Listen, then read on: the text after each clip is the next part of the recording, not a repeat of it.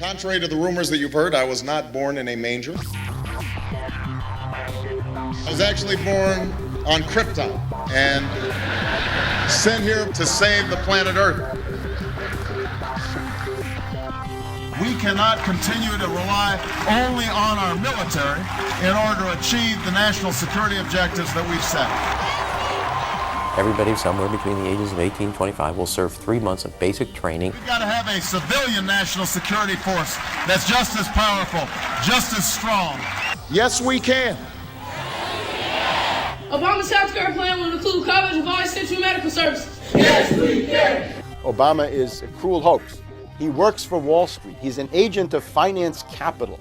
Where did you come up with the number $700 billion? Here's the Treasury spokeswoman's quote. It's not based on any particular data point. We just really wanted to come up with a really big number.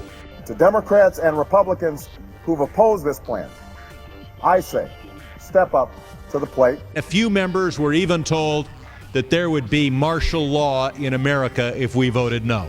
Secretary Henry Paulson is no George Washington. I don't think anyone questions, Mr. Kashkari, that you're working hard. Our question is who you're working for. Obama pledged that he would resume the Security and Prosperity Partnership talks between Mexico and Canada that President Bush initiated.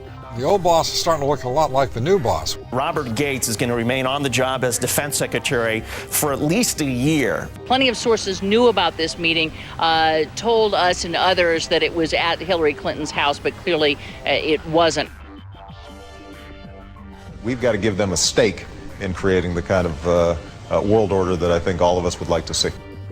We see you causing a depression so you can blow out the economy and consolidate it and bankrupt it. We know that you are enemies of free humanity, and we are here standing against your tyranny.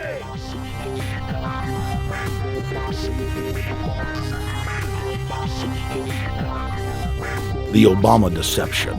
The truth strikes back.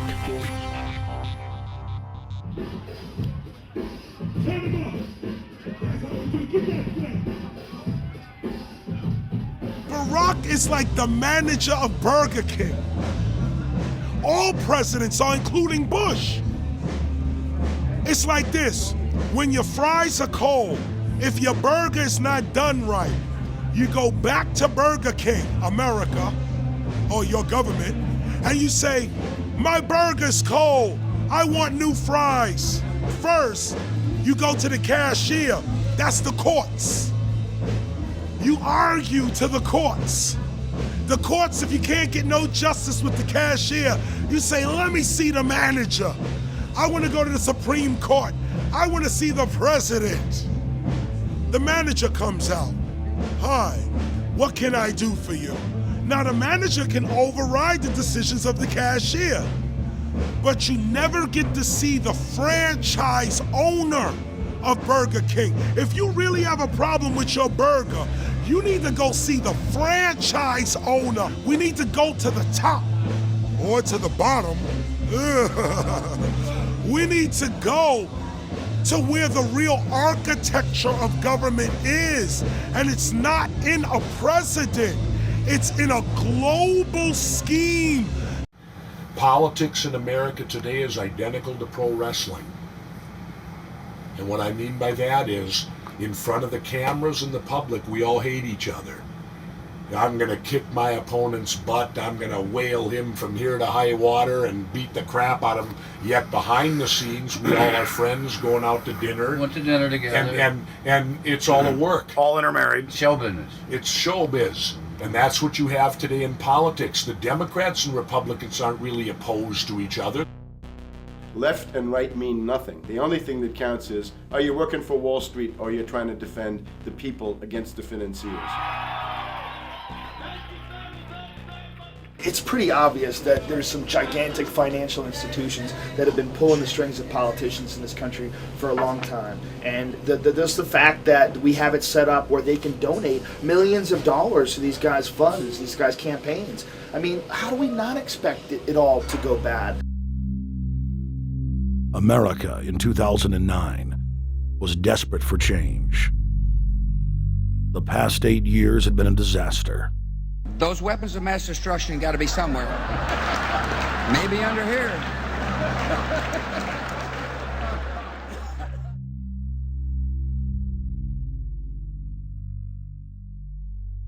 George W. Bush, who had claimed to be a conservative, had tripled the size of the federal government, shredded the Constitution, and destroyed the image of the United States worldwide. Nope, no weapons over there.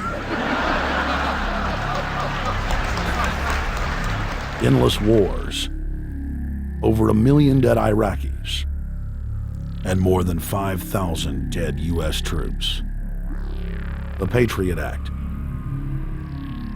warrantless domestic wiretapping and spying, the end of Posse Comitatus, the rise of the treasonous North American Union, a deepening recession sliding towards total economic collapse. These factors and other abuses had the American people in a state of panic for their future and the very existence of the United States. The elite were in trouble. The people were beginning to see through their facade, past their front man, and to the ruling elite behind the throne. For the first time in U.S. history, both parties were universally hated. Congress had a 9% approval rating. The globalist agenda had stalled. And then, onto the scene came a man who promised change we could all believe in. Barack H. Obama promised to end the war and bring our troops home fast.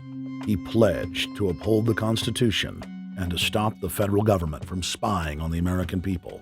Candidate Obama told American workers that he was going to get them out of NAFTA and GATT, and he's already breaking those promises. In this film, we will prove that Obama says one thing and does another, and that he works for the very same elite interests that Bush served, the very interest engineering the financial collapse and formation of a dictatorial world government. This film is not about left or right. It is nonpartisan. Our past documentary films are among some of the most damning indictments of George W. Bush and his administration that have ever been made. If humanity has any hope of effecting real change for the better, it will not come from the Madison Avenue false reality makers who have cast Barack Obama as the savior of the world. To alter our course from tyranny to liberty, to defeat the corrupt elite, we must get past the puppets and confront the real power structure of the planet. Now we can see a new world coming into view. A world in which there is the very real prospect of a new world order. Webster Griffin Tarpley is an accomplished geopolitical analyst and historian. Among his scholarly works are the unauthorized biographies of George Herbert Walker Bush and Barack Hussein Obama. Since Bush the elder made his speech at the United Nations back in September of 1990 talking about the New World Order, I think I've become confused about what's actually going on in the world. The New World Order is a more palatable name for the Anglo-American world empire. It's the planetary domination of London, New York, Washington over the rest of the world. It's hard to get people to join that or think they have a part in it if you call it the Anglo-American world empire. If you call it the New World Order, then people in India or someplace like that or the European Union might think, well, there's something in that for us too. But that's not what it is. It's the Anglo-American New World Order. It's really the old world order. It's the British Empire morphing into the American Empire. The U.S.-British world empire is what you're going to get. Combines of powerful men have always battled with each other over the levers of power. Gerald Celente is recognized as one of the world's foremost trends forecasters and is the founder of the Trends Research Institute. People that are knowledgeable know that the fight that this country has been waging since its inception is for the central bankers not to take over the country. And that's why people like Andrew Jackson were elected. And that's why people revere people like Thomas Jefferson and others. The takeover has happened, and it's a corporate takeover. Agents of the Bank of England, attempted to assassinate President Andrew Jackson on multiple occasions because of his resistance against a private central bank being set up in the United States. And it was something that Abraham Lincoln warned. And this is, by the way, why I believe he was assassinated. This is the Lincoln quote. "The money powers prey upon the nation in times of peace and conspire against it in times of adversity. It is more despotic than monarchy, more insolent than autocracy, more selfish than bureaucracy. I see in the near future a crisis approaching that unnerves me and causes me to tremble for the safety of my country. Corporations have been enthroned. An era of corruption will follow, and the money power of the country will endeavor to prolong its reign by working upon the prejudices of the people until the wealth is aggregated in a few hands and the republic is destroyed. Wall Street has killed Main Street." So I know how unpopular it is to be seen as helping banks right now, especially when everyone is suffering in part from their bad decisions. I promise you, I get it.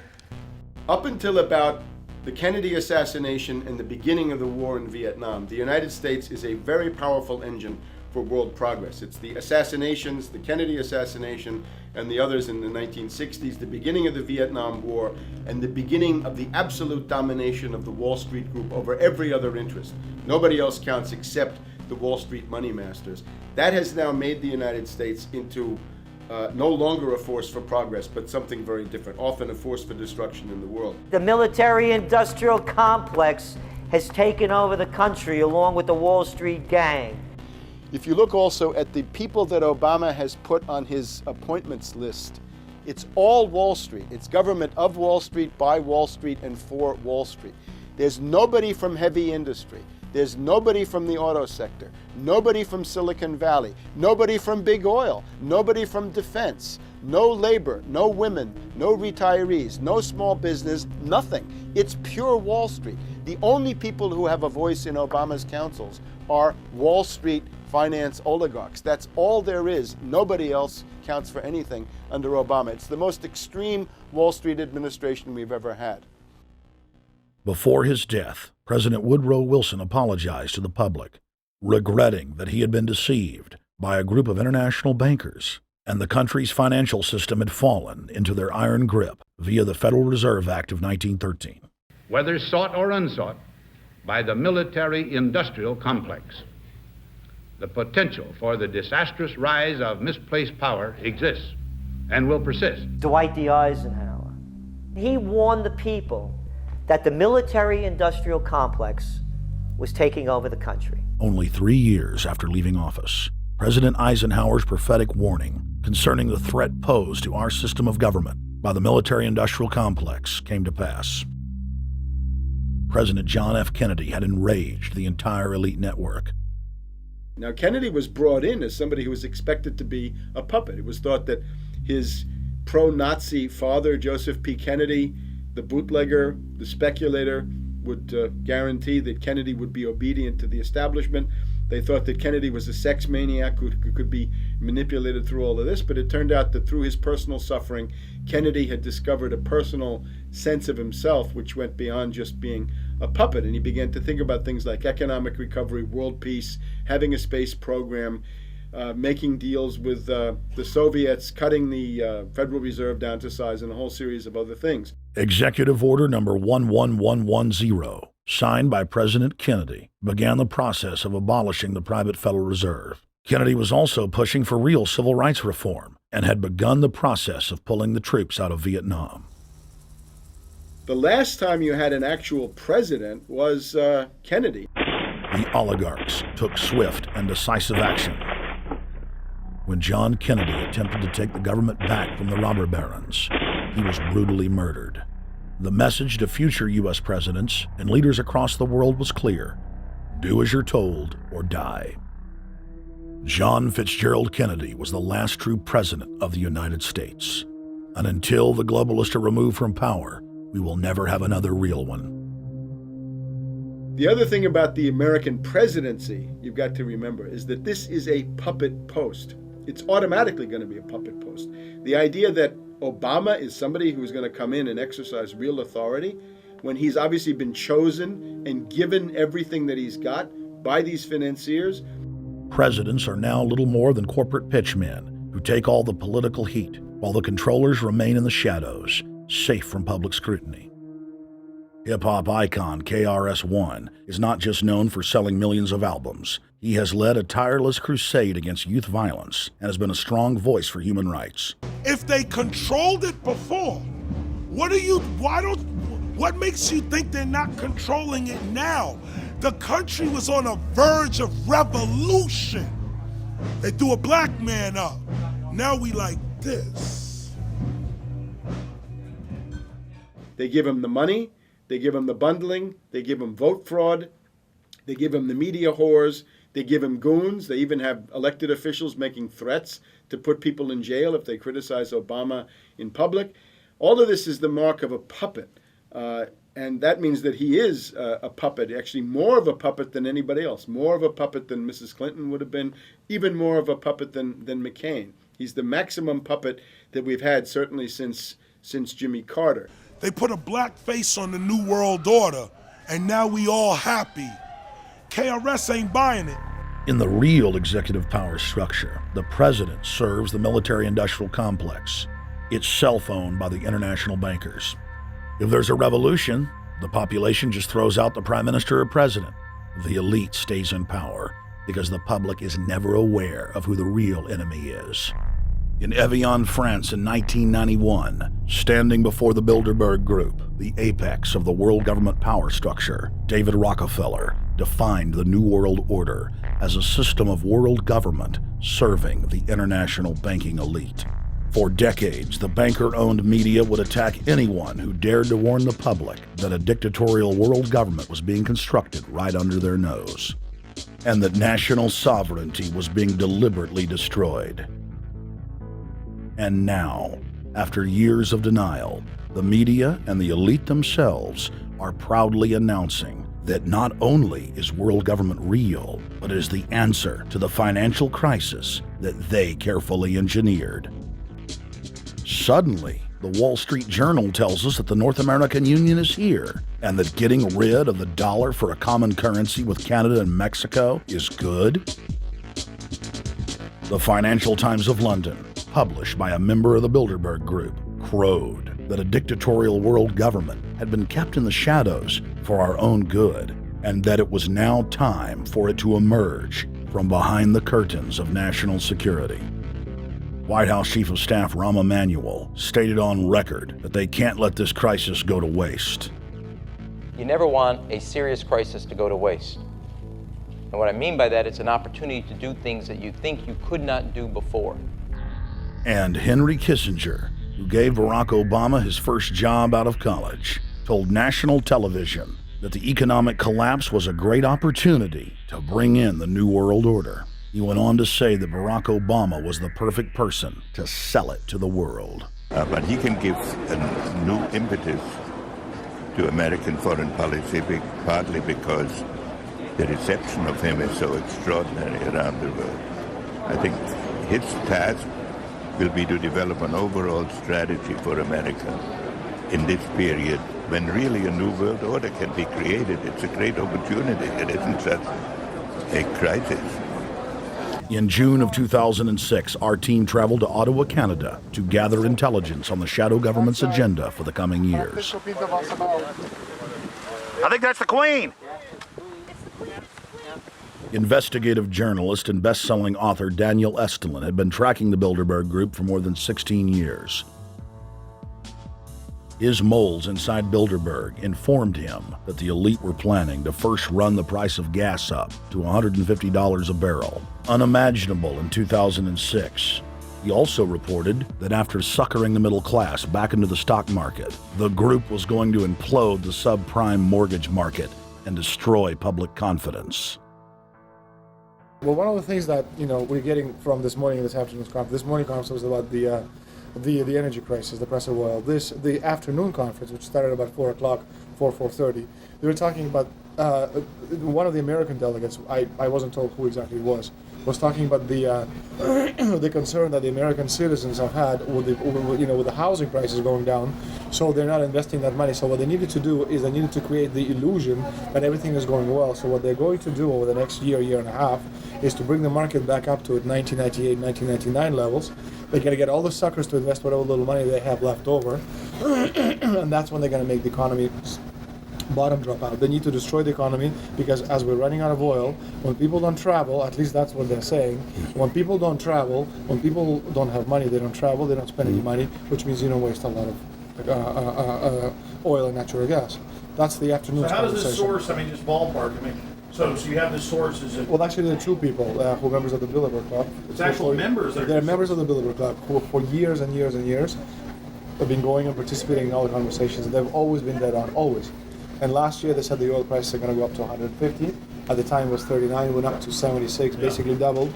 If it doubles again, it's going to be back to where these people If they attack Iran, it will at 150. Year after year, Estelin and other reporters like Jim Tucker are able to report on future events with stunning accuracy, all because they know the agenda of the Bilderberg Group. The Bilderberg Group sits at the top of the world power structure. 125 of the richest and most influential individuals on the globe make up its membership. From Istanbul, Turkey to Chantilly, Virginia, we have tracked the elusive Bilderberg Group. Bilderberg always insist on a media blackout. By June of 2008, we had already figured out that Barack Obama was the elite's puppet of choice. The national media claimed that during the weekend the Bilderberg Group was scheduled to meet, that Obama had speaking engagements set for Chicago and the Midwest. We knew better. In a classic bait-and-switch, the Obama campaign told the press corps to get on Obama's campaign plane and that Obama would join them on the flight to Chicago. Campaign staff then slammed the door shut. The fawning press had been shanghaied as Obama's campaign aircraft lifted off without Obama. Robert, why were we not told about this meeting and that the senator wouldn't be on our flight until the doors were shut and we were about to taxi to take off? Again, we had a desire, Senator Obama had a desire to do some meetings. Others had a desire to meet with him tonight in a private way, and that's what we're doing. We set up these meetings. They're being done tonight. Again, Is there more than one meeting? Is there more than one person with whom you... I'm not going to get into all the details of the meetings. I don't know that I've got a ton more different answers for all of your questions. Obama wasn't going to Chicago. He had a meeting to attend, a secret meeting. Initially, it was believed that the secret meeting took place at Clinton's Washington, D.C. home. Obama's spokesman denied that, but won't confirm where the former rivals met. He also declined to comment on their topics of discussion. For a day and a half, the mainstream media engaged in a wild goose chase, trying to find out where Hillary and Obama had gone. 3 cover stories later, the corporate press had to admit they had no idea where the 2 candidates had gone. And to this day, Clinton and Obama aren't talking. Plenty of sources knew about this meeting, told us and others that it was at Hillary Clinton's house, but clearly it wasn't. In 2008, the trail led us to the Westfields Marriott Hotel, right outside Washington, D.C. We just flew into Washington, D.C. We're driving to the Westfields Marriott. Tomorrow, the hotel's closed throughout the week, into the weekend for the Bilderberg Group meeting. But we're going to check in the night before. They're going to kick us out tomorrow. So we're going directly into the belly of the beast. The hotel will be filled with at least 5 spy agencies: CIA, Defense Intelligence, Mossad, European Union security. We checked into the Westfields Marriott 48 hours before hotel guests were scheduled to be thrown out ahead of the annual meeting. The building was nestled in the heart of the military-industrial complex, with the National Reconnaissance Office and Raytheon just a stone's throw away.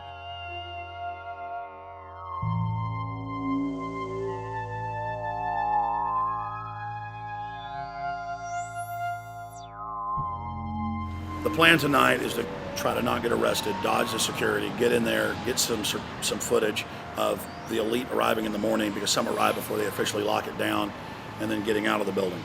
That's our plan. I'm also going to be getting a call by a international syndicated radio show, Coast to Coast AM with George Norrie, and all week he's getting briefings from me every night about things as they develop.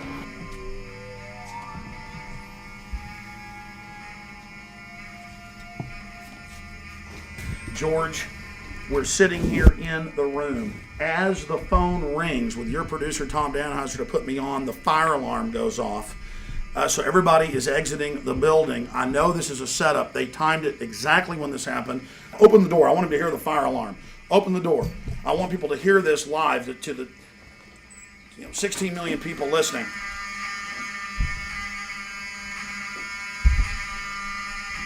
George, do you hear that?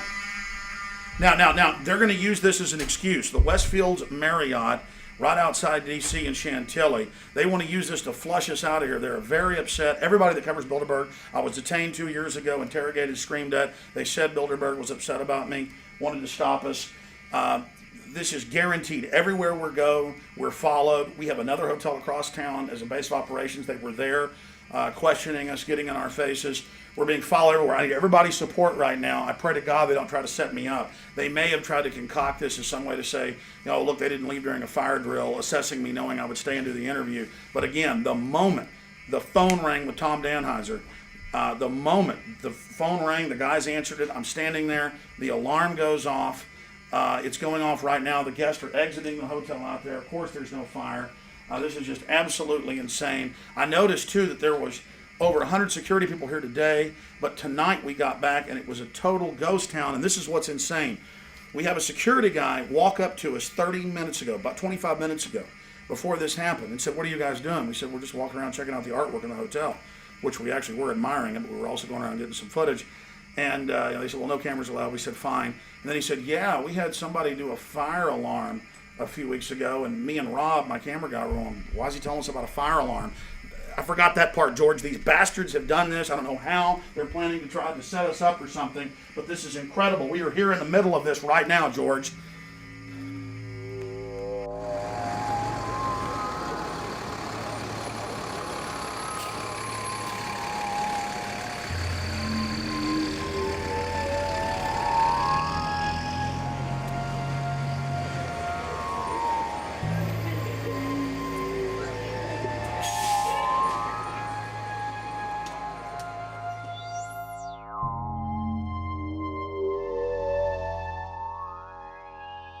Hey, stay there. Keep it locked.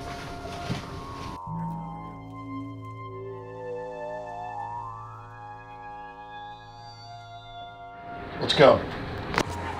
Let's get out of here now, Richard. Don't screw around anymore. We got out of here on exactly the right time. Is this the way out? Yeah.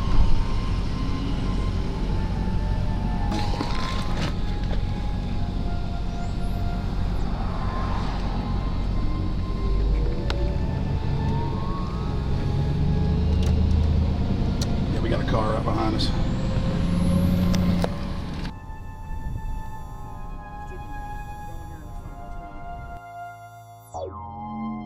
We made about, 5 turns, and the 6 turns, the same car's following us. Now looks like he's following us into a...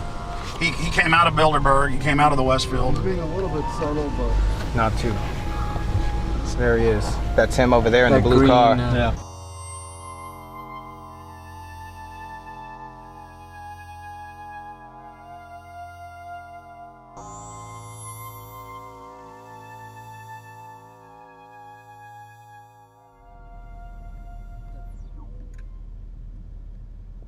We're headed back to the Marriott here in Chantilly, Virginia, the scene of Bilderberg 2008. We successfully infiltrated the last day and a half inside, got out with some great stuff. We've been tailed, and now we're going back to cover the dignitaries, the elitists, as they arrive. And right now is the prime time for them to start arriving for the next 3 or 4 hours. We took about a 30-minute break. I'm sure we missed a few, but it doesn't matter. Because we've got scores of people that just organically are listeners, info warriors that are out here taking action.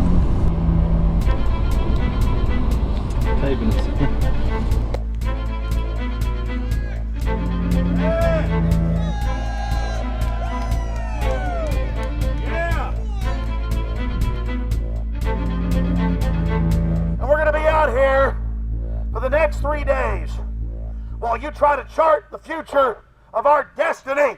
We're taking our destiny back. You're not our gods or our masters. We witnessed at least 7 convoys of armed Secret Service entering the Westfield's Marriott, and internal sources confirmed that both candidates did attend at least one meeting inside the conference. While the Bilderberg Group was 100% successful in 2008 at keeping their name out of the mainstream media, they did not fare as well when it came to the exploding independent press. During the entire 2-day event, anti-New World Order protesters and alternative media encircled the hotel. You are being exposed everywhere! From David Rockefeller, from John Edwards, from Bill Clinton. Your game of secrecy is over! You're gonna pay! Get him! It's up close! You piece of shit! You piece of trash! This is Bernanke, man! Bernanke, you're going down!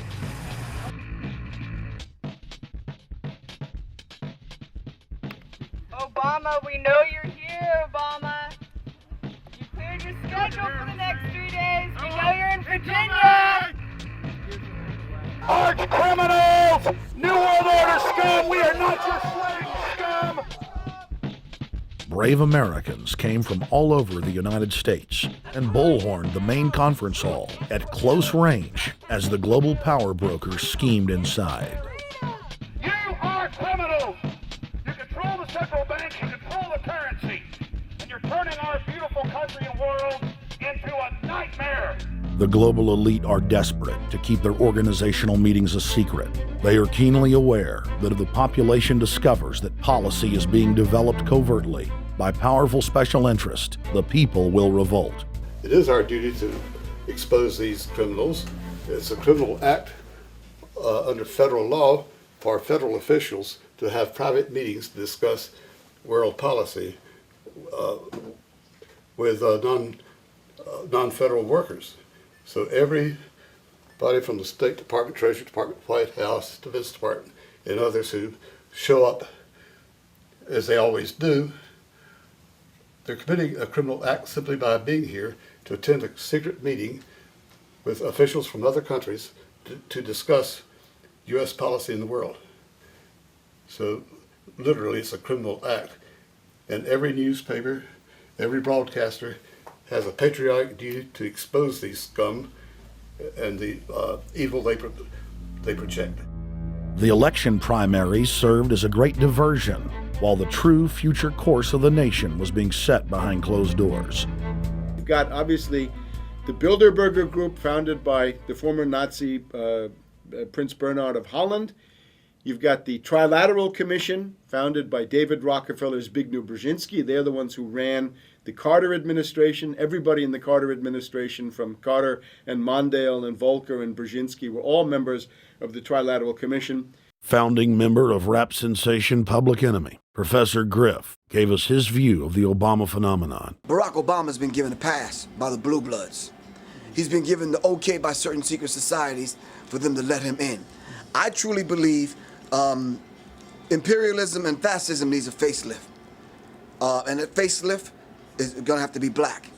And the reason why I believe that, simply because I think they're trying to go into Africa. Well, they're already in Africa. But they want to totally control all the natural minerals that they're going to need to carry themselves into the 21st, 22nd, and 23rd centuries. You follow me? So I think they have to go through a phase of galvanizing the masses of dark-skinned people that truly believe that change needs to come, but the change that they're talking about is not necessarily change for the better as far as the masses of the people. It's probably a better change for them. It's not going to change for us, the little man on the totem pole. And no one looks at the agenda. Long as he positions himself right, have the right tie on, have the right smile, repeats the slogans over and over and drives it home, the average American is just going to swallow it hook, line, and sinker. And we don't even know what the agenda is. Writing in his 1964 book, With No Apologies, Senator Barry Goldwater said, The Trilateral Commission is intended to be the vehicle for multinational consolidation of the commercial and banking interest by seizing control of the political government of the United States. The Trilateral Commission represents a skillful, coordinated effort to seize control and consolidate the four centers of power: political, monetary, intellectual, and ecclesiastical. What the Trilateral Commission intends is to create a worldwide economic power superior to the political governments of the nation-states involved. As managers and creators of the system, they will rule the future. Bilderberg issues executive decisions and prime directives to its subdirectorates for implementation. The Trilateral Commission takes the Bilderberg Group agenda and executes it through regional roundtable groups throughout Europe, Asia, and the Americas. The Council on Foreign Relations serves as the managing roundtable group in the United States sector. The Council on Foreign Relations has dominated every administration since the days of FDR. The way in which they make policy and rule is that they are a polycentric oligarchical system. You have to be a finance oligarch. Remember, this is not a society ruled by generals, not by priests, not by bureaucrats, not by demagogues, none of those, but by bankers. Bankers rule. And the bankers set up these institutions. They set up things modeled on the Royal Institute for International Affairs, Chatham House, and the Milner Round Table of the period right after the Boer War, so even before World War I. You had the British setting up these round tables, institutes with publications and conferences, and this is how they make policy. Upon Obama's inauguration, members of the Bilderberg Group, Trilateral Commission, and CFR flooded into every position of power in the executive branch, replacing Trilateral Commission and CFR members who previously filled the positions during the Bush administration. When you look at the U.S. ruling class, you'd have to say that they're a really pathetic bunch of failures and bunglers. They are a miserable excuse for a ruling class. And that's one of the big problems we have, is you go from Clinton to Bush to Obama. What stays the same is the ruling elite that gives these puppets the orders that they act on.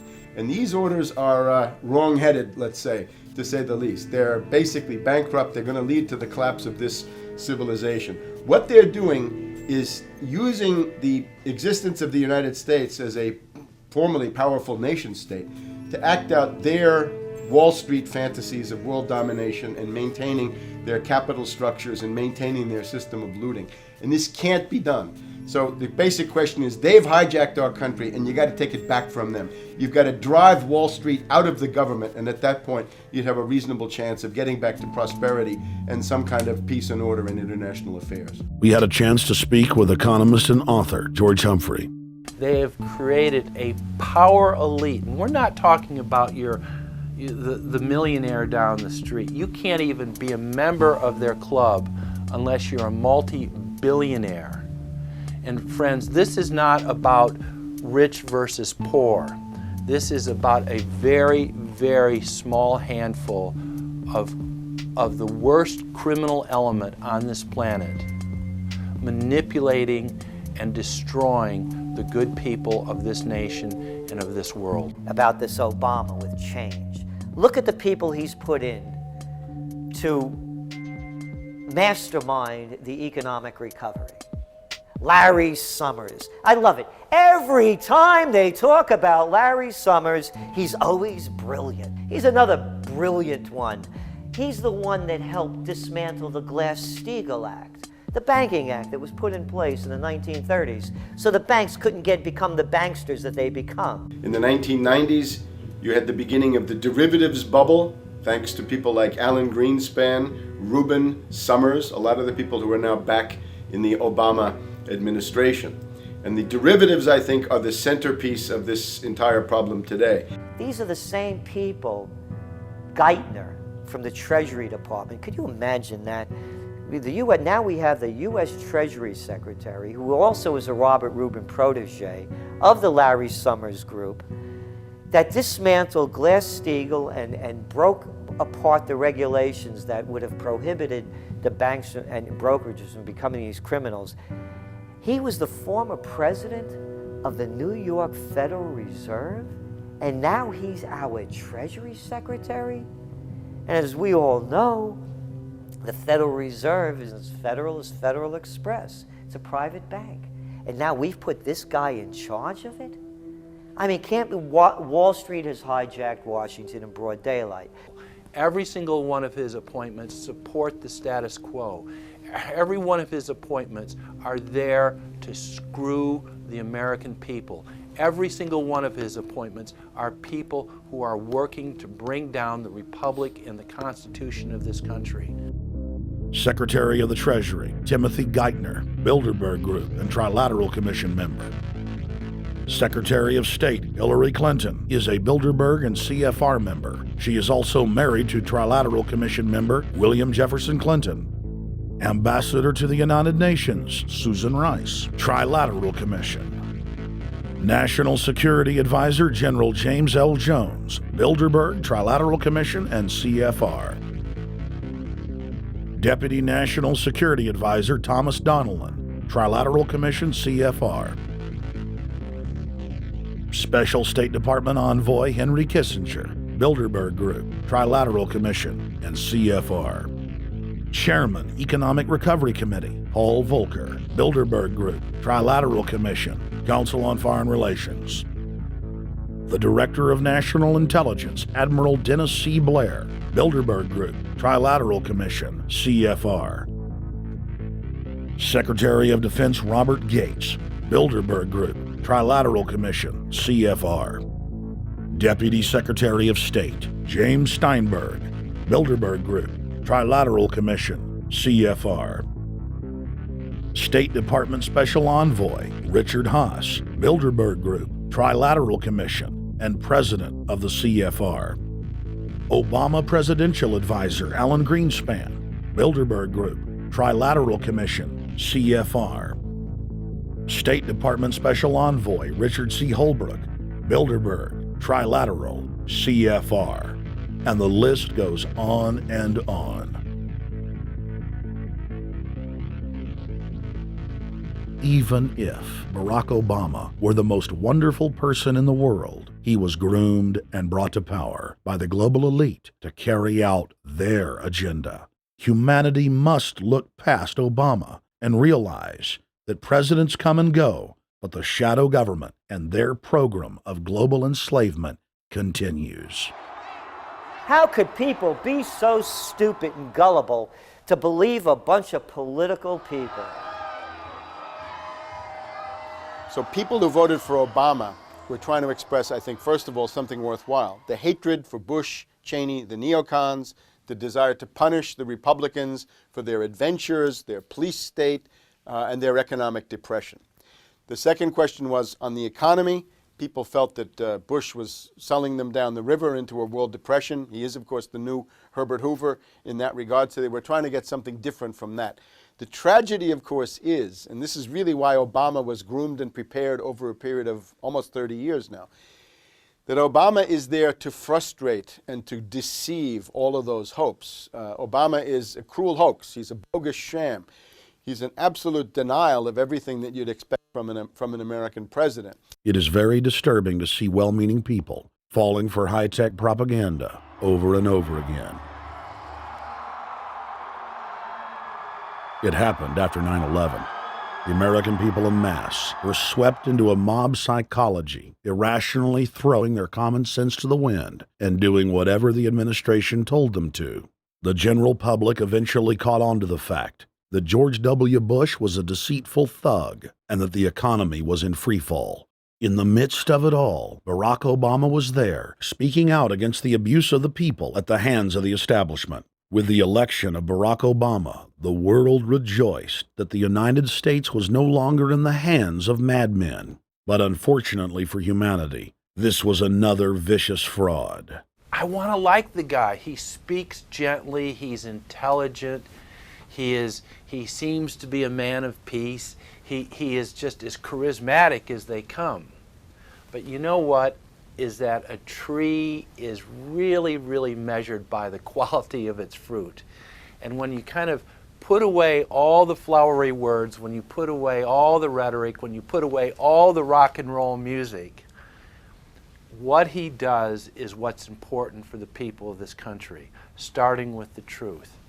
Obama is notoriously a liar.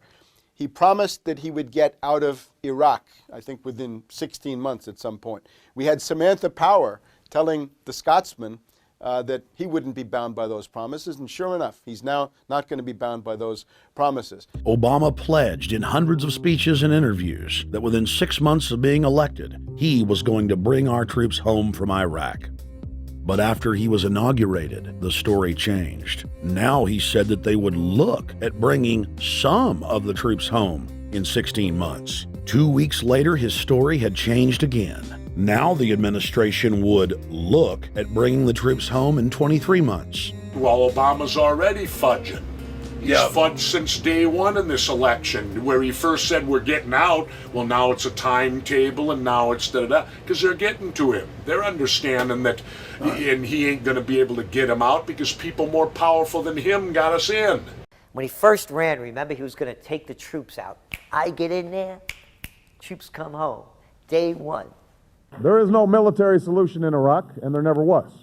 I will begin to remove our troops from Iraq immediately. And then that went to 16 months. And now he's going to add, they're saying, another 30,000 or more troops to Afghanistan. Next, he sent 30,000 more Marines to Afghanistan, doubling the total number of forces in the crosshairs. Barack then announced that he was going to move missile systems into Eastern Europe to encircle Russia. But after all, what should we expect after he kept Bush's Secretary of Defense Robert Gates? The outcome of this policy is if you're constantly meddling near the Russian borders with these fascist creeps, IMF NATO agents like Yushchenko of Ukraine or Saakashvili or Georgia, or these Kaczynski twins in Poland, or various collections of people in Latvia, Lithuania, Estonia, you're tied to these gangsters, and if they decide to start a war, that rapidly escalates into thermonuclear World War III. This is worse than the neocons. Bush and Cheney never got as far as Brzezinski, Soros, and the other people running Obama. Barack Obama swore that he would vote to repeal the Patriot Act, but then he voted for its reauthorization. Obama decried the Bush administration's illegal warrantless wiretapping of the American people. Then he voted to legalize it. Obama pledged that he would filibuster any attempt to give retroactive immunity to the telephone companies, the telecom companies, except he then turned around and voted for that bill. Most people don't know, for example, that he voted to reinstate the Patriot Act and more government wiretapping. Candidate Obama told desperate factory workers in speech after speech that he was going to renegotiate NAFTA and GATT to make it more fair for American workers. It is absolutely true that NAFTA was a mistake. But then his campaign was caught sending out memos to top corporate leaders, telling them not to worry and that it was just campaign rhetoric. We had Obama saying, you know, I'm against free trade. I don't like NAFTA and all those free trade sellouts. We had Austin Goolsbee going to the Canadian diplomats and saying, don't mind him. He's just popping off. That's just election era rhetoric. Doesn't mean anything. Presidential candidate Barack Obama was publicly criticizing the North American Free Trade Agreement in a bid for votes, but privately telling Canadian officials not to worry about it. He said that he was going to bring us peace in the Middle East. He said that he was going to bring us transparency and a balanced economy. He said that he was going to not have lobbyists. He said he was going to clean up government. He said he was going to work for the environment. And point by point by point, within the first month of his inauguration, he has lied and deceived and cheated the American people. The people of the United States and the world were filled with hope that Obama was the real deal when in his first week in office he signed an executive order supposedly closing Guantanamo Bay and other secret prisons. Then the press actually had a chance to read the executive order and were shocked to find that the executive order only said that Obama was thinking about closing Guantanamo in a year. But worst of all, the executive order continued the practice of rendition which the LA Times called secret abductions.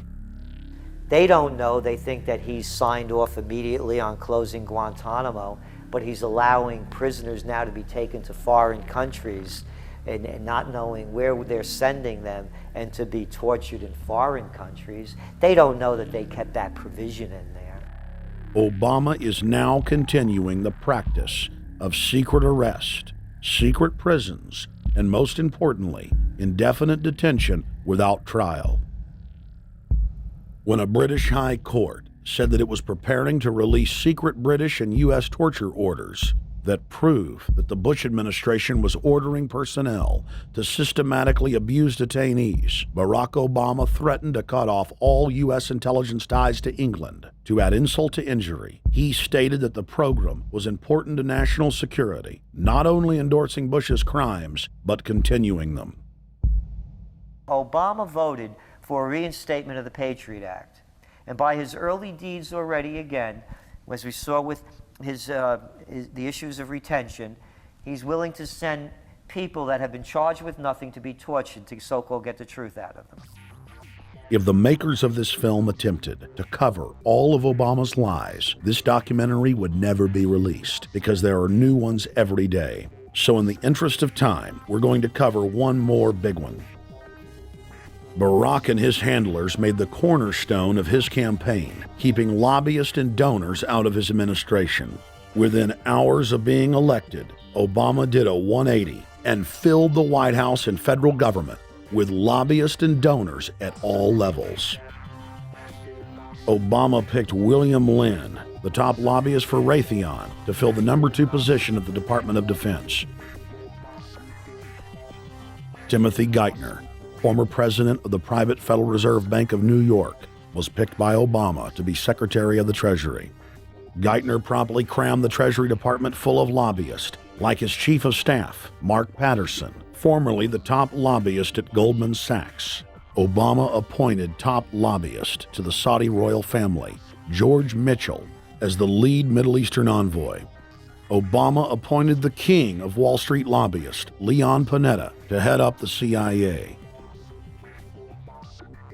Obama tapped Tom Daschle, top lobbyist for healthcare firms, to run the Department of Health and Human Services, and the list goes on and on.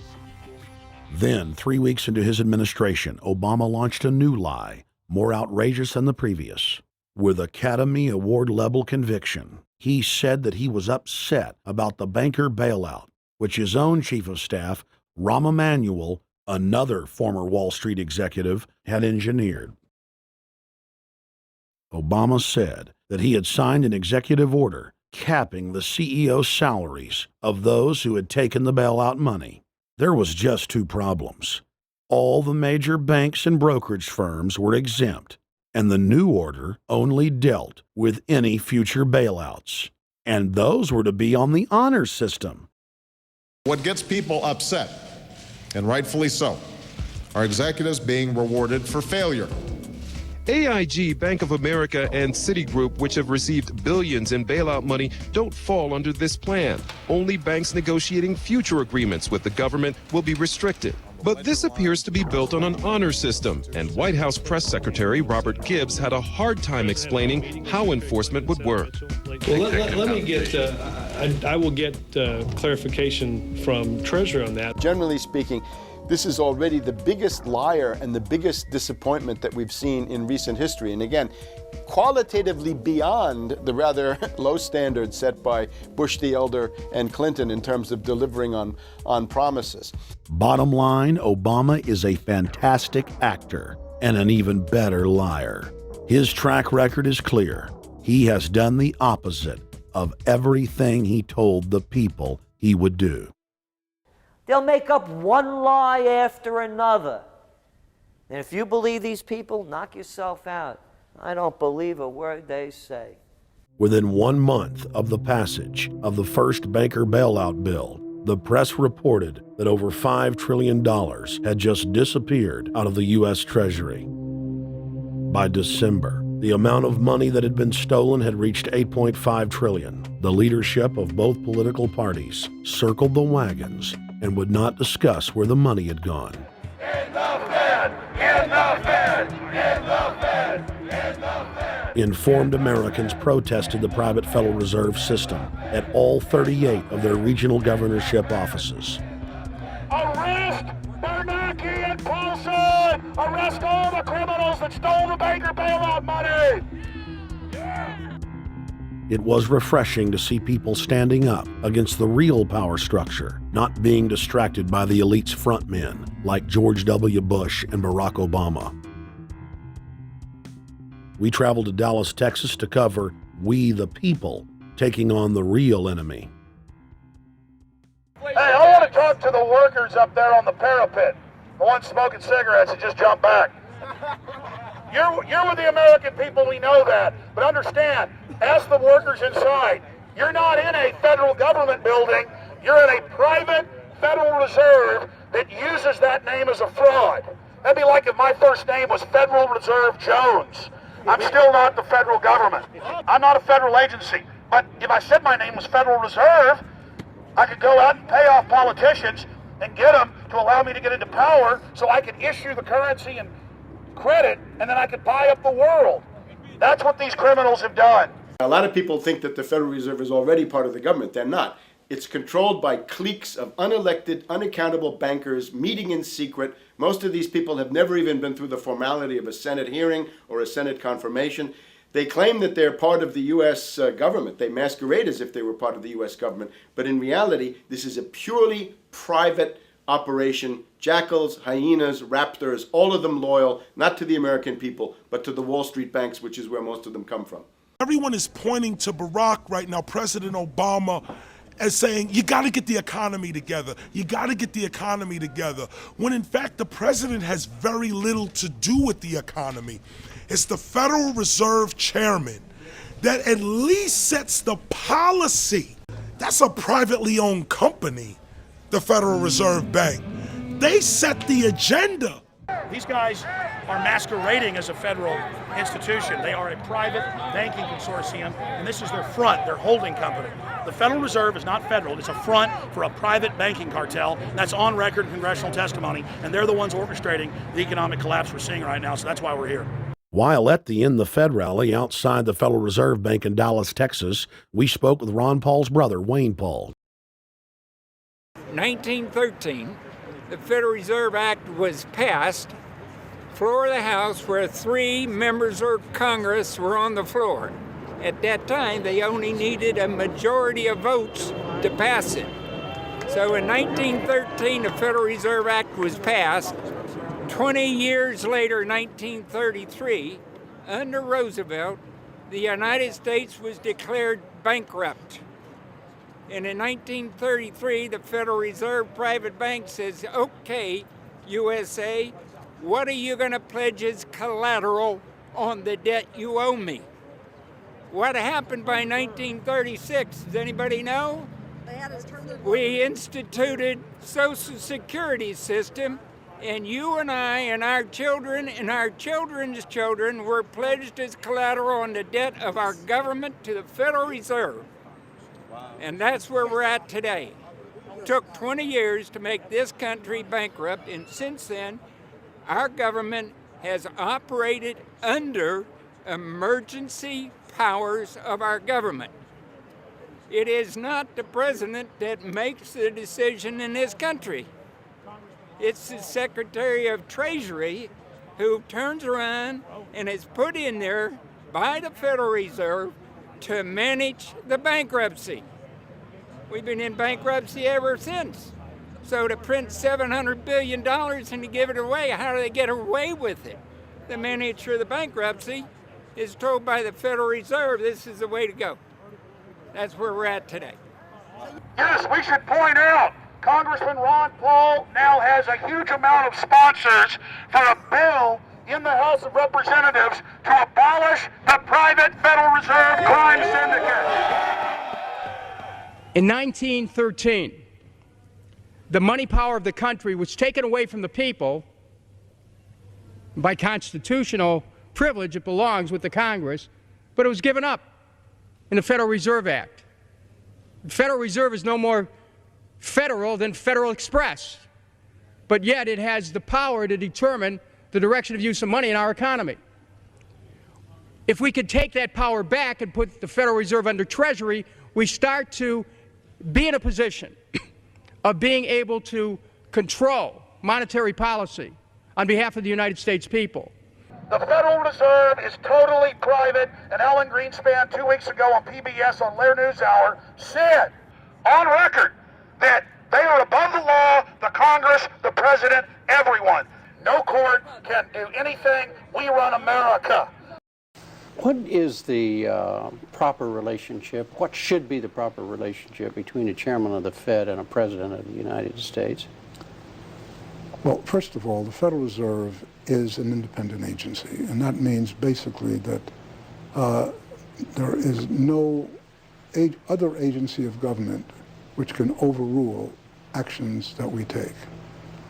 So long as that is in place and there is no evidence that the administration or the Congress or anybody else is requesting that we do things other than what we think is the appropriate thing, then what the relationships are don't frankly matter. Notice what Greenspan is saying. Greenspan is saying the Federal Reserve is beyond the law. And in reality, they are in practice beyond the law. Nobody, as far as I know, has ever audited the Federal Reserve. One of the first things we ought to do when we nationalize the Fed is go in there and find out the audit. Who stole money? Who engaged in corruption? There's a whole series of people going back to Volcker, to Greenspan, to Bernanke, and so forth. Think of the arrogance of private group of banks that have bankrupted the nation by design so they can repo the country.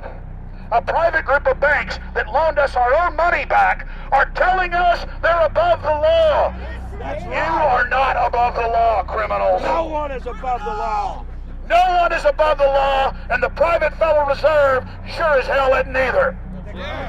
Since the founding of the Federal Reserve back under Woodrow Wilson, the Federal Reserve has struck out 3 times. They didn't stop the crash of 1929. They didn't stop the banking panic of 1932, 1933. And now they are the cause of the derivatives crisis because they're the ones who inflicted derivatives on the world with Alan Greenspan. Instead of our economy being about goods and services and real products and manufacturing, it's all about these guys, the private Federal Reserve that masquerades as a government entity who controls the issuance of currency and credit.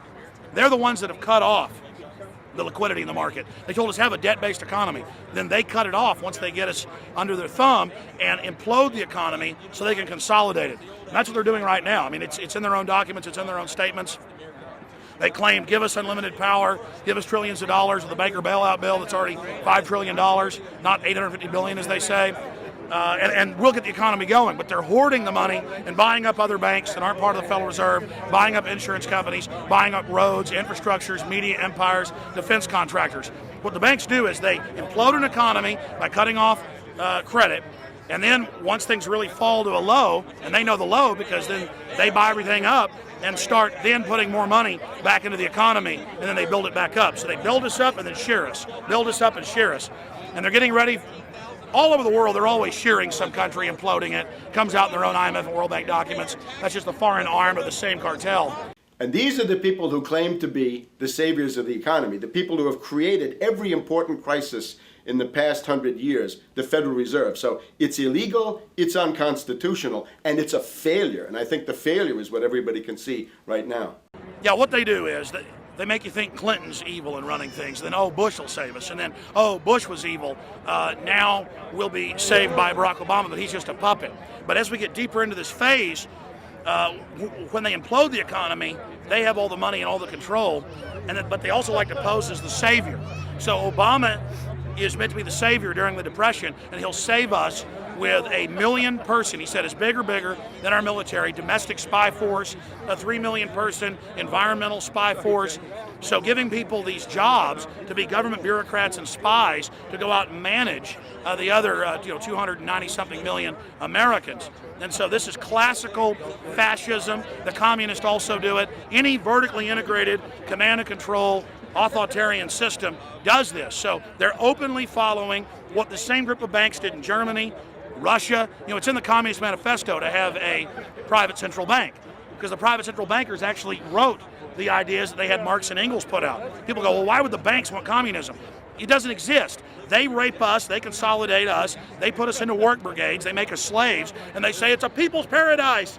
Look at it, boy, you're really doing good. And then they transfer all the wealth of the nation offshore. The globalists are outside all the nations. That gives them safety, and they play countries off against each other. And so that's what we're facing and dealing with. And so they're bringing in classical, hardcore tyranny in the U.S., but we have the internet. We've grown our numbers. The alternative media's exploded. That's why they're trying to move in to shut down and regulate and tax the web, but it's too late for them. They're playing in the 19th century, 20th century rules. It's 21st century, the century of resistance to tyranny. And so it's going to be one hell of a fight with the people and free humanity on one side and the New World Order on the other. And every one of you out there counts, needs to be involved in this fight like nothing you've been involved with before, because this is life and death. Everything depends on exposing these people. Everything depends on showing the people that this is the New World Order, this is the criminals. We're dealing with the king rats here, the people that are carrying out tyranny worldwide. And either they fall or we fall. Either worldwide darkness and a new age of tyranny and oppression and with a scientific overlay, or a new age of liberty and freedom and a new renaissance. The choice is the people's out there. Okay, we can tell you what's going on. You can check it out for yourself and find out it's true. But don't wait. Investigate now. Get involved now. Go out there and reach out now. We don't have time. If you're looking for the solution, look in the mirror. Look right into the mirror, because you out there, men, women, old, young, black, white, doesn't matter. It's going to be up to you if they win or if liberty succeeds and the people have a chance of having any future. These are cold-blooded eugenicists. These are cold-blooded people who think they're God, think that they're our masters, that think that we're animals. These are the guys that funded Lenin and Stalin and Hitler and Mao. These are the guys, it's all on record, that bankroll this stuff. They are hardcore vicious, and they must be resisted. Up until about the Kennedy assassination and the beginning of the war in Vietnam, the United States is a very powerful engine for world progress. It's the assassinations, the Kennedy assassination, and the others in the 1960s, the beginning of the Vietnam War, and the beginning of the absolute domination of the Wall Street group over every other interest. Nobody else counts except the Wall Street money masters. That has now made the United States into no longer a force for progress, but something very different, often a force for destruction in the world. That doesn't need to remain that way. The interest of the American people is to fight to take your government back from Wall Street and make the United States a force for progress in the world, which we easily could do if we could just break the power of the people behind Obama. The main banks of Europe, which were started by Adam Weishaupt and Rothschild, the Banque Nationale de Paris, the Bank of England, the Bank of Italy, have all financed the messianic and war leaders of the last 200 years. Napoleon, Lenin, Stalin.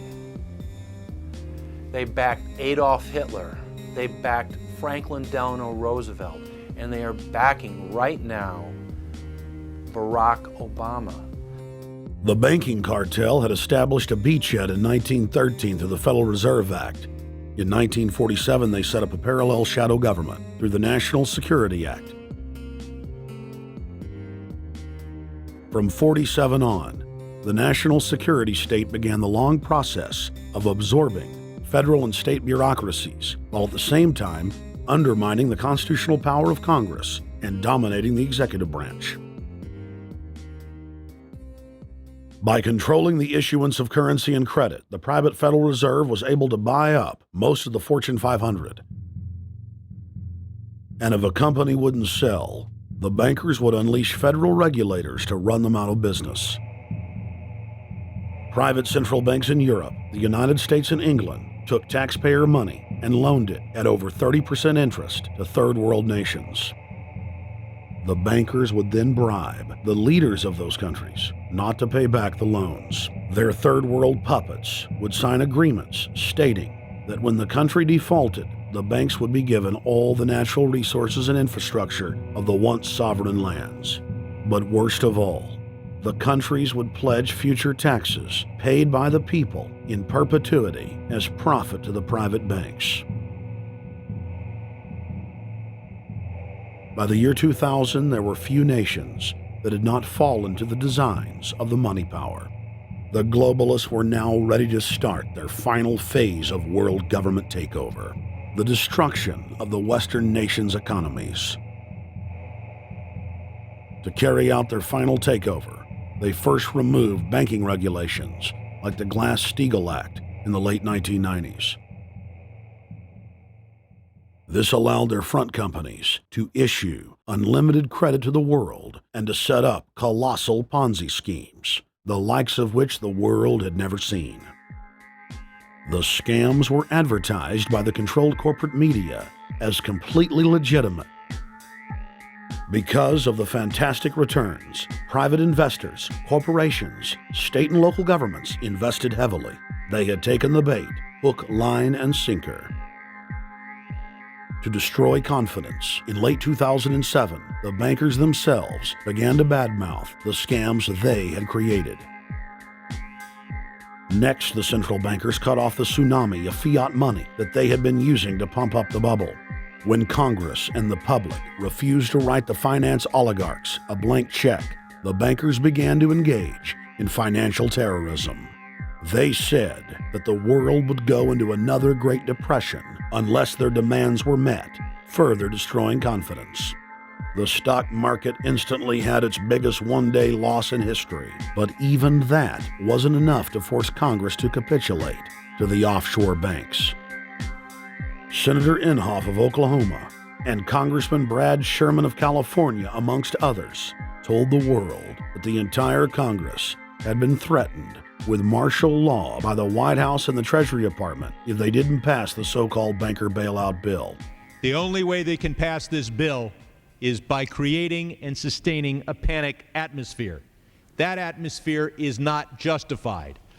Many of us were told in private conversations that if we voted against this bill on Monday, that the sky would fall, the market would drop 2,000 or 3,000 points the first day, another couple thousand the second day, and a few members were even told that there would be martial law in America if we voted no.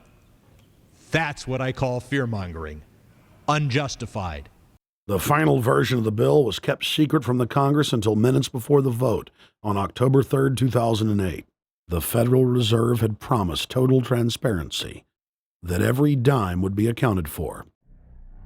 To Democrats and Republicans who've opposed this plan, I say, step up to the plate. Let's do what's right for the country at this time, because the time to act is now. To prevent the possibility of a crisis turning into a catastrophe. After its passage, the public learned with horror that the bill was really a financial coup d'etat by Wall Street. The bill didn't just give $700 billion to the banks. It was a blank check. And as of February 2009, $9.7 trillion has disappeared into a black hole. Within 24 hours of its passage, Secretary of Treasury Henry Paulson said they were no longer going to use the money to unfreeze the mortgage market by buying bad debt. We went to Congress. Illiquid assets look like the way to go.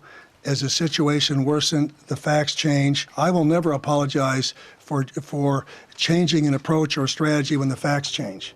Paulson has, in the meantime, admitted that the subprime mortgage crisis is not the cause, really, of the breakdown of the entire world banking system and the bankruptcy of most of the banks in London and in Wall Street. He said, we're going to buy up toxic assets, but we're not going to worry about subprime mortgages. What he's talking about is derivatives. Derivatives are the center of the crisis. He went on to say that where the money was going was a secret. I believe that banking institutions are more dangerous to our liberties than standing armies. If the American people ever allow private banks to control the issuance of their currency, first by inflation, then by deflation, the banks and corporations that will grow up around the banks will deprive the people of all property until their children wake up homeless on the continent their fathers conquered. The issuing power should be taken from the banks and restored to the people, to whom it properly belongs. Thomas Jefferson, 3rd President of the United States. Secretary Paulson came in with the Vice President and Fed Chairman Bernanke and made all these assurances that there was absolutely a critical, immediate need to get rid of the corrosive derivative products, all the different names for this, ubiquitous, sub-S retraded credit default swap, blah, blah, blah, blah. Okay? But they talked about them as though they knew what the hell they were. You got the money and you immediately said, what items, what auction? Now, the Treasury just basically cut that out of the bill. And what we have here is a situation where banks are hoarding the money that they're getting from the TARP. They're using the money to purchase other banks. And all of a sudden, the Treasury sent a signal to the banks, forget about it.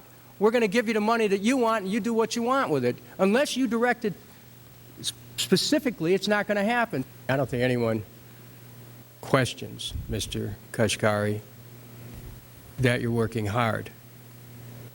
Our question is who you're working for.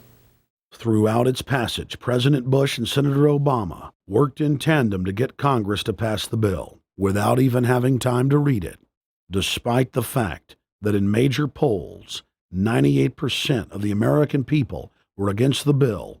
The leadership in both parties were for it.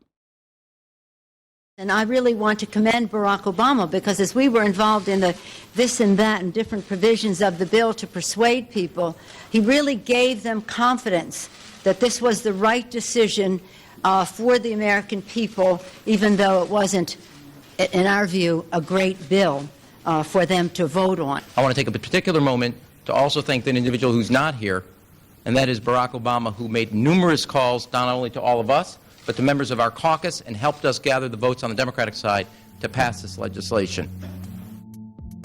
Bankheads then bragged to the press that they were hoarding the bailout money and using it to buy up smaller, healthy banks and insurance companies. Their plan was working like a charm. Next, the central bankers loaned the federal government back $787 billion of our own money at interest for President Obama's so-called stimulus package. And just like the banker bailout, Congress was given less than an hour to read the 1,070-page-plus stimulus bill.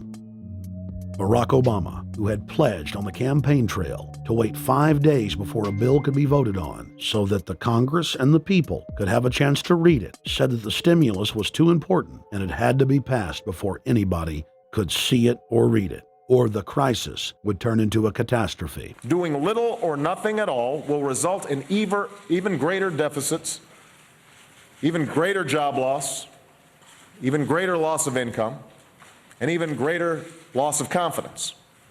Those are deficits that could turn a crisis into a catastrophe, and I refuse to let that happen. After its Friday passage, in gangster fashion, President Barack Obama took a 4-day vacation and said that there was no rush to sign it. The spending bill was really a takeover bill, designed to further federalize the states and to pay off rich donors that had donated to both parties. As the world slid deeper into depression, the bankers celebrated the fire sale that they had created. I believe the phrase burdens of the office is overstated. Yeah, it's kind of like, why me? Oh, the burdens, Why did the financial collapse have to happen on my watch? It's just pathetic, isn't it? Self-pity. And I don't believe President-elect Obama will be full of self-pity. With their access to unlimited fiat capital, they could now buy up sectors of the world economy not already controlled by them. For over a century, the Anglo-American establishment had worked to bring the world system to this point. Artificially engineered global bankruptcy.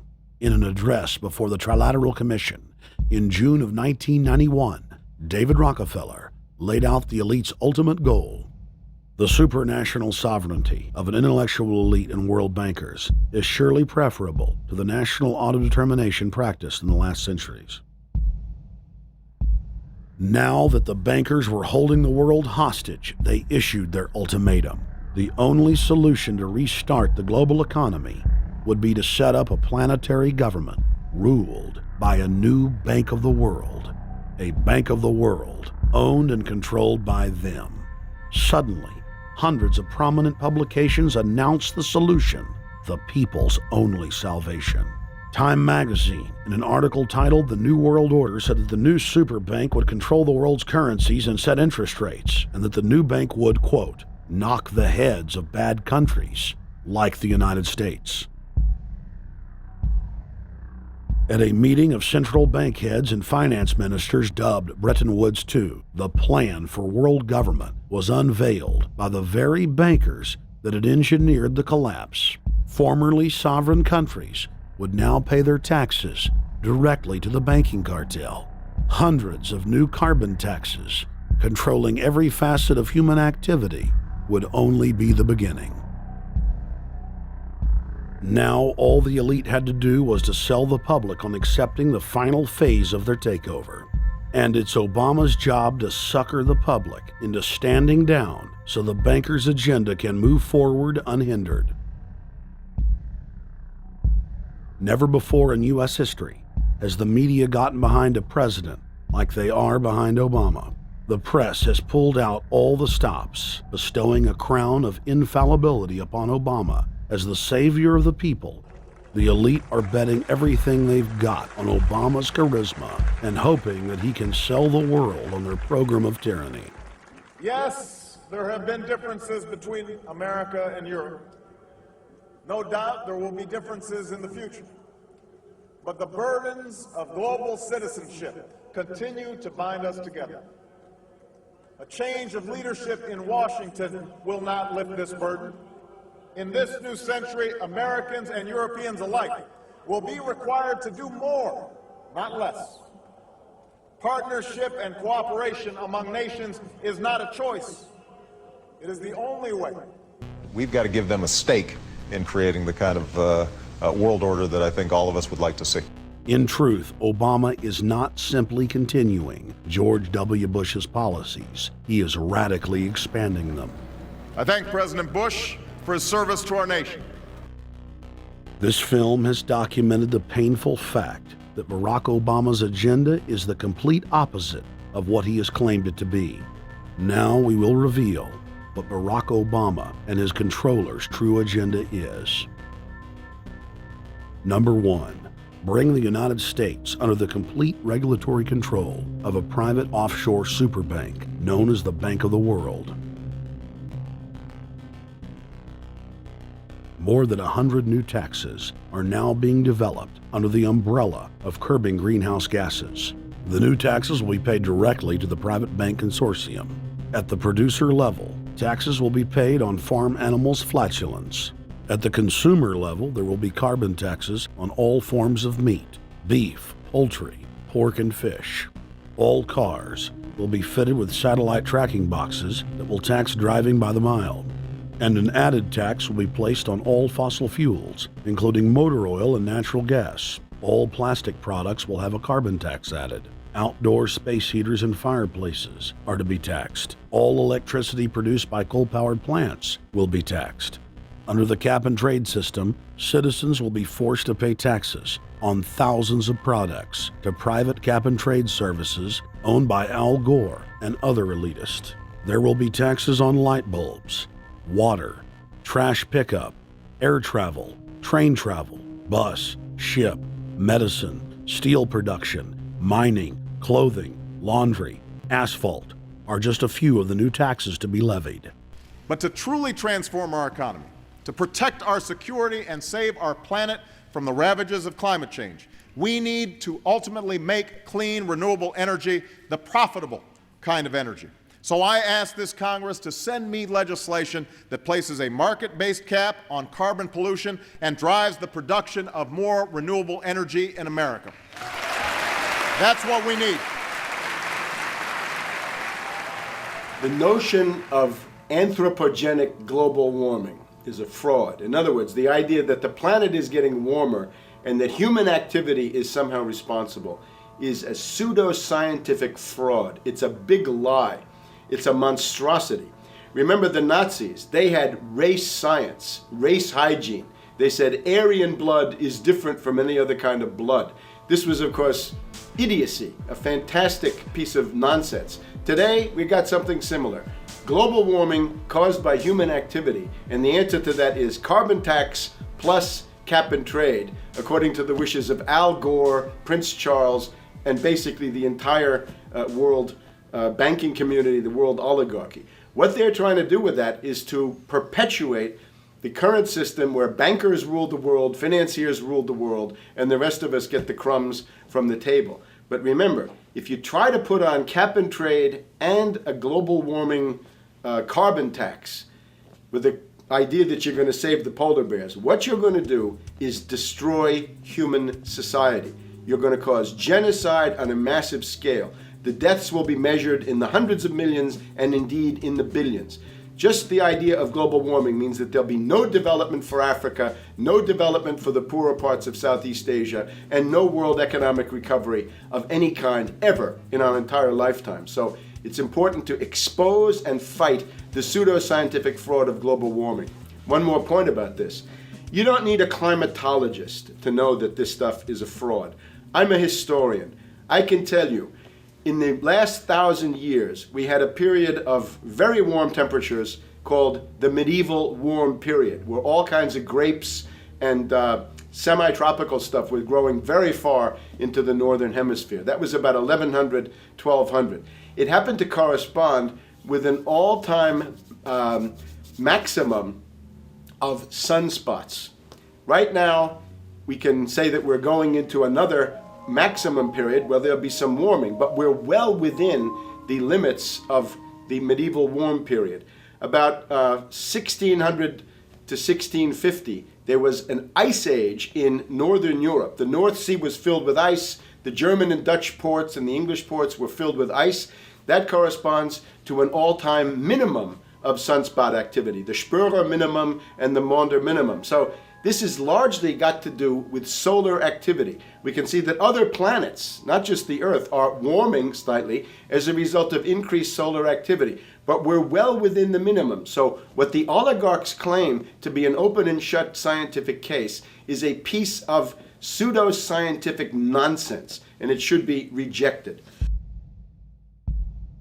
Number 2, the social engineers are fully aware that the Obama craze will wear off quickly. So they are racing to put in place the most oppressive police state control grid in human history.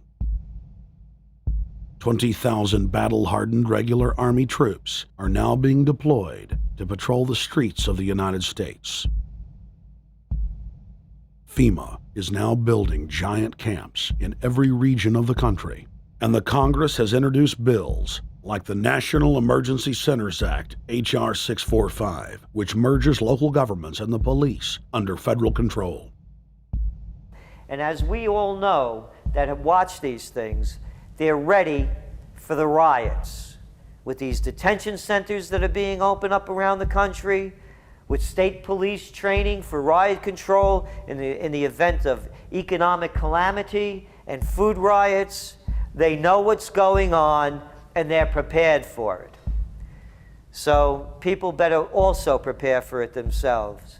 Anyone that's not prepared for what's going to happen, they deserve what they get, because there's enough information out there pointing to the problems, and they should take all precautionary actions. Next, Obama ordered the Defense Department to issue DoD Directive 1404.10, establishing a 1 million person civilian army under his control. Simultaneously, Obama launched USAService.org. The new website deceptively masquerades as a federal agency, but in reality is a recruiting tool building a separate, completely private army outside of government that takes orders directly from Obama's controllers. Barack Obama has refused to rescind Presidential Decision Directive 51, signed by George W. Bush. The directive plainly states the president is a dictator and that Congress is ceremonial. We cannot continue to rely only on our military in order to achieve the national security objectives that we've set. We've got to have a civilian national security force that's just as powerful, just as strong, just as well funded. President Obama and his Chief of Staff, Rahm Emanuel, have repeatedly stated on the record that all Americans below the age of 64 will be forcibly conscripted into federal service. Citizenship is not an entitlement program. It comes with responsibilities. Everybody somewhere between the ages of 18 and 25 will serve 3 months of basic training and understanding in a kind of civil defense. Now, it doesn't always have to be service in uniform. One of the things that if you talk to our generals, they are desperate for is a civilian counterpart to our military forces. So is this compulsory then? Well, you have to, in the sense, it's a required of everybody, 18 to 25, 3 months, and at some point at that point you do it. Obviously, I'm not going to say perfect legislation. We'll work that process through. You could do it during a college summer, or you could do it after high school. If you have a demagogue with a fanatical mass movement of personality cultists who is imposing the program of a group of extreme bankers and finance oligarchs, that's fascism. Obama's transition site, change.gov, proclaimed that middle school and high school students will be forced to serve the federal government. Fascism is gutter up, streets up, hooligans, thugs, fervently idealistic students, swarming adolescents, just the kind of thing you see around Obama. The way you get a population to enslave itself when the police and the army are no longer enough to do that. So I think that's if you're a left liberal, it's time to open your eyes to that. All young Americans between the ages of 18 and 24 will be conscripted into a paramilitary domestic security force. If Obama has his way, adults and seniors will also be forced into other forms of service for the betterment of the homeland. Number 3, disarming the American people. Obama operatives in the Congress have introduced more than 10 bills that would end the Second Amendment as we know it. H.R. 1022 would allow the new Attorney General Eric Holder the dictatorial power to ban any gun he wishes at will. In 2008, before the Supreme Court, in the D.C. gun ban case, District of Columbia versus Heller, Holder argued for the complete disarmament of the American people and that only the military should own firearms. H.R. 257 would ban all youth shooting sports, including YMCA and Youth Olympic shooting clubs. H.R. 45 would force all gun owners to undergo federal psychological screening, registration, and testing to keep their firearms. White House Chief of Staff Rahm Emanuel has proposed the extrajudicial banning of any American on the fraudulent no-fly list from owning any firearm.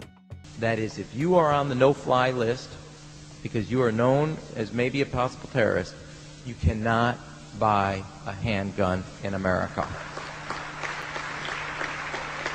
Over 25,000 Americans are added each month to the no-fly list, which numbers over 1 million people who have not been charged or convicted of any crime. It's a case of mistaken identity for a 5-year-old boy from Normandy Park. He had trouble boarding a plane because someone with his same name is wanted by the federal government. King 5's Mimi Jung is live at SeaTac Airport to explain. Mimi. Lori, it's hard to believe that a 5-year-old could be considered a threat, but that's exactly what happened here at SeaTac last week when Matthew Gardner showed up for a flight to LAX.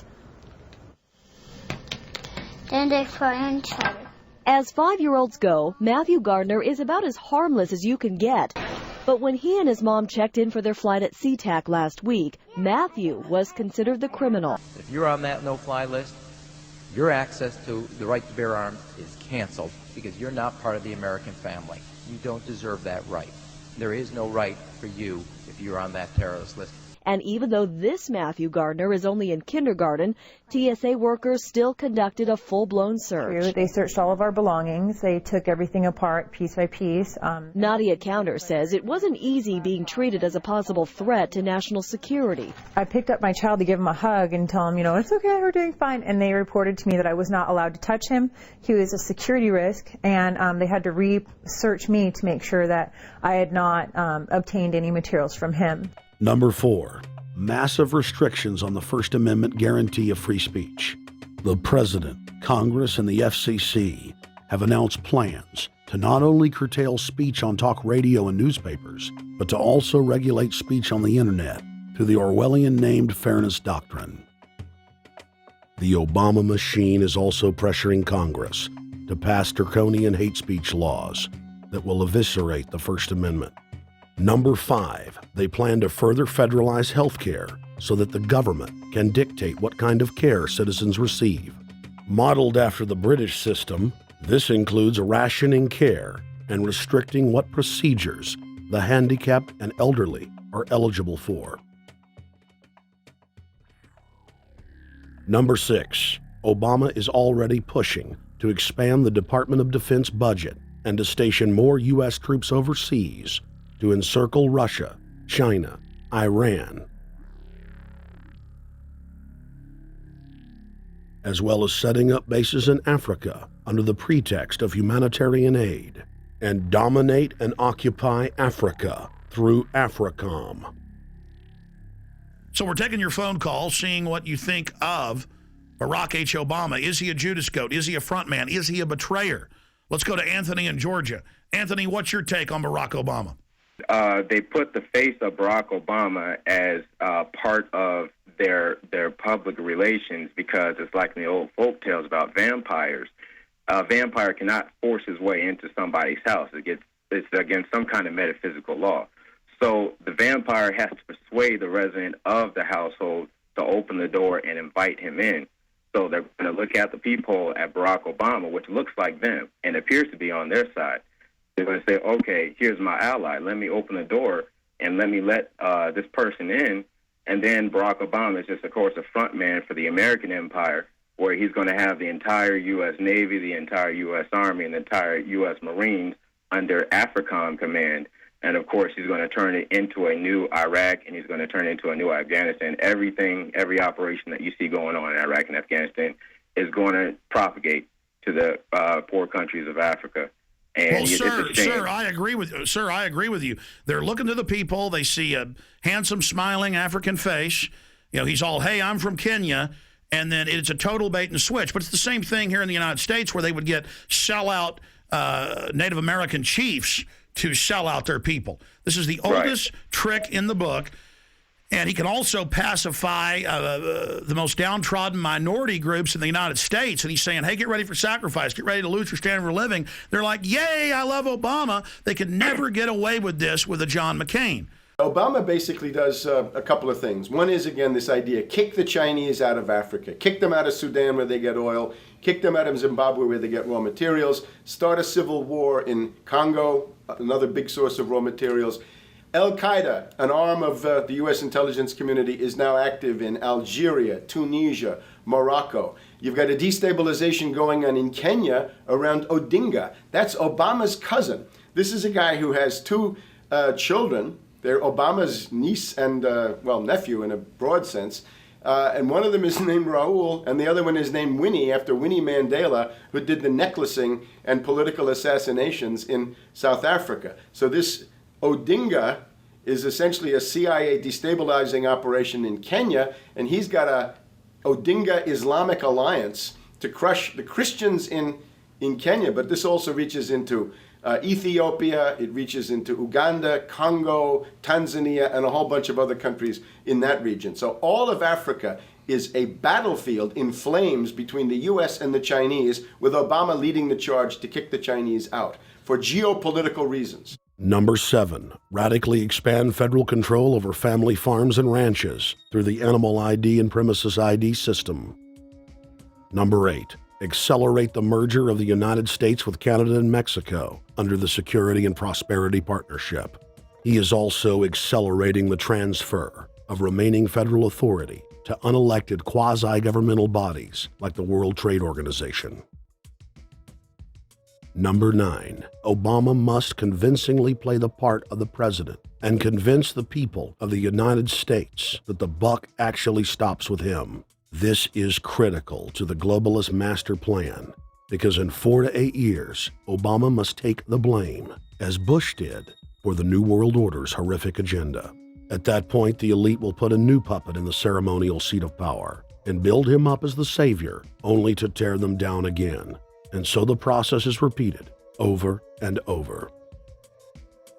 For their program to work, It is essential that the people not learn that the presidency is now nothing more than theater, because if they did, the people would stop looking at the pawns and start looking for the king.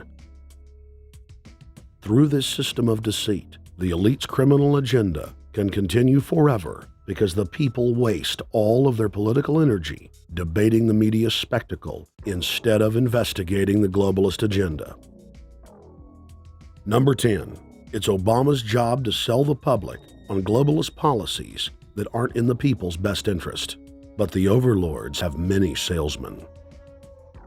His most important function is to protect the criminal oligarchs from prosecution while they loot the economy worldwide, start new wars, and engage in torture. They're called Generation O, and they were the key to Barack Obama's White House win. During the campaign, Barack Obama used the internet like no other candidate before him, harnessing the energy of millions of his supporters. But the question now is, what to do with this young, eager, energetic army? This gives Barack Obama and his administration contact information for so many people, so next time he needs to push his legislation, he can contact all these people. Kennedy-esque. I feel as though this was like when John F. Kennedy was elected. Shouting, smiles, and tears. It was the scope of Obama's victory that was most impressive. I saw a photograph of Obama playing basketball. And I said, you know what? I see him as a leader, and that's the world that's in his hands. Own a piece of history, commemorating the day the world changed forever. His confident smile and kind eyes are an inspiration to us all. In summation, Barack Obama is a Madison Avenue created fad. All of the crazed Obama worship, being pushed by the corporate media, is scientifically designed to capture the public in a net of peer pressure mass euphoria. If the New World Order can just distract the public for a few more years, the elite can finish constructing their police state control grid. Now, a lot of times, we don't want to know the issue. Right. We don't want to know the issue. We feel, what do you call this thing where you get this false sense of gratification, but because a black man is in office, everything's going to be all right. No, everything's not going to be all right. Yeah. Until you look into the agenda and what the Democratic Party has been about, is about, and will be about, regardless if Barack Obama is the president or not. And that's real. Barack Obama is the perfect Trojan horse. He makes the people feel like they finally have a place at the table, even as he betrays them.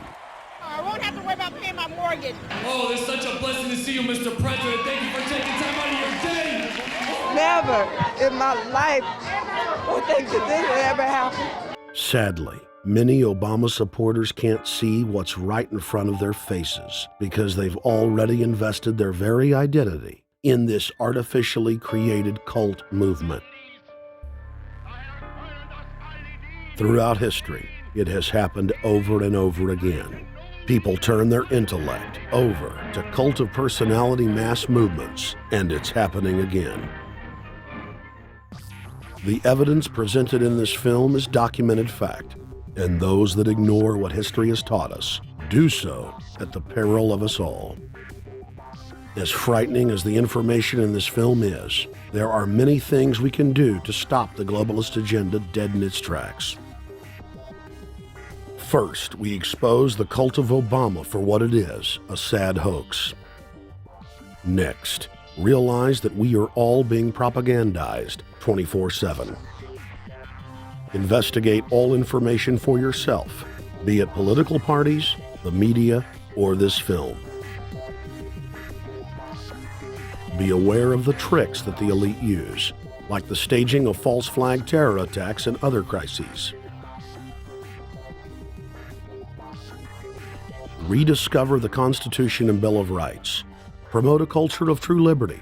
There is a reason the internationalists are attempting to destroy the sovereignty of all 50 states. They know it is one of the biggest threats to their domination. The federal government has been completely hijacked by foreign interest, and more than 25 states have recognized this fact and are moving to block the New World Order at the state level by declaring their 10th Amendment powers. But most important of all, there is a huge awakening taking place in the United States and across the world against the globalist agenda. Free people everywhere are joining together and saying no to corruption and tyranny and no to world government. This is the center of endurance, and endurance is what wins wars.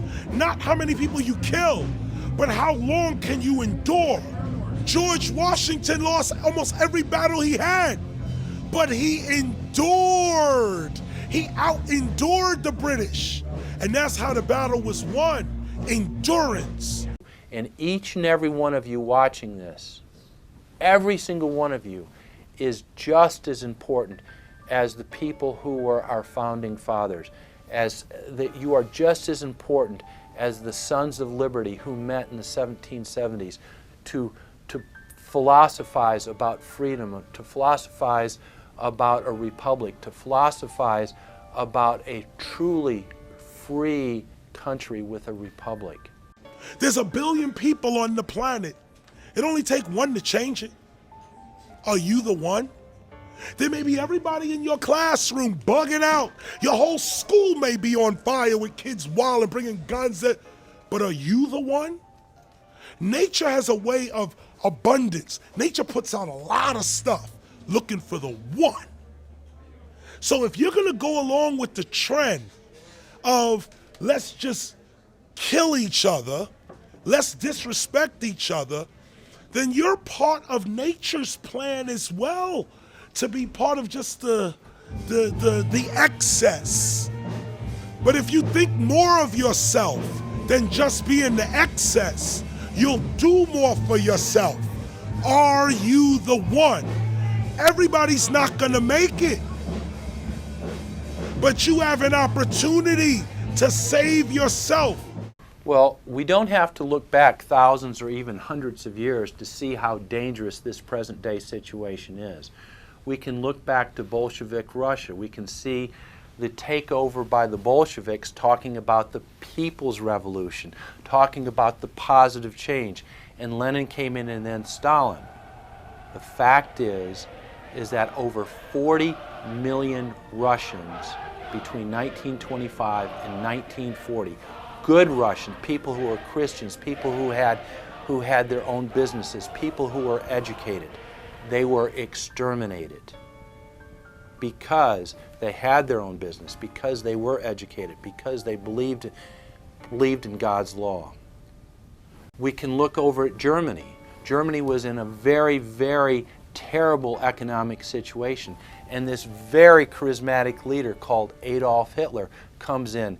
He makes the roads good, and he promises a better life for the people. And within 10 years, you see a completely nationalized, centralized, dictatorial situation where millions and millions of people were exterminated. And then we can go to Maoist China. Mao came in, he promised change, he promised a better life, and within 5 years, 60 million Chinese were exterminated. They don't teach that. They don't teach that in the schools these days, and it wasn't that long ago. And I pray to God that this will not happen in the United States. And the way it won't happen is if you and your friends and all of us together take action to say no. This country is too precious. It's too wonderful. It's too good of a place to lay down as a victim. Greatness could arise once we break the shackles of the government that's holding us back. One thing America has more than any other country is an entrepreneurial spirit. One thing we have more than any other country is the ability to be innovators. You know, if I was born in Italy, I wouldn't be the trend forecaster I am today because I would have been locked into a culture of thinking one way. We have that freedom of expression and freedom of thought that could free us to create greatness again if Big Brother doesn't come down on us harder. Humankind is at a historic crossroads. The forces of globalism are marching towards absolute despotism. Look in the mirror, count the cost, and decide Are you going to let history repeat itself? Or will you stand tall with freedom lovers everywhere and stop the completion of a world dictatorship?